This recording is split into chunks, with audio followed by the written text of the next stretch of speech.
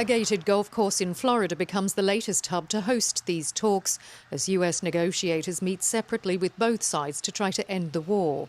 Russia's envoy spoke briefly to reporters after arriving in Miami.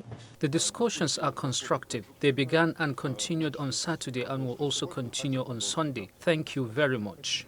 But speaking in Kiev, Ukrainian President Volodymyr Zelenskyy urged the US to put more pressure on Moscow.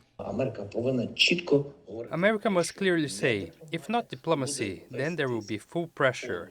There will be a very strong weapons package for Ukraine. There will be a very strong support for Ukraine. The United States will impose sanctions fully on the entire economy, on all sectors that bring money to the Russians. Without this, it's simply impossible. Putin does not yet feel the kind of pressure that should exist. For months, the Trump administration has led high-profile talks. While Kyiv has made some concessions, Russian President Vladimir Putin made it clear on Friday he is not in the mood to negotiate.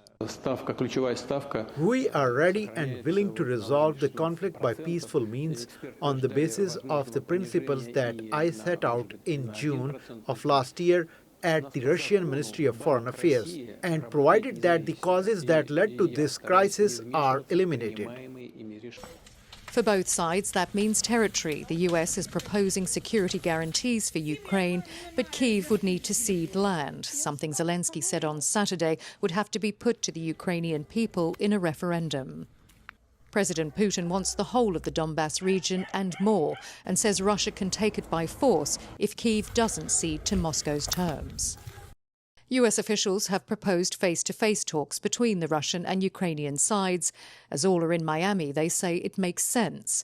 The last time the two sides met across the table was in Istanbul in July, when they agreed to a prisoner swap. It seems unlikely the Russian and Ukrainian sides will meet face-to-face here. So for now, the US continues its shuttle diplomacy.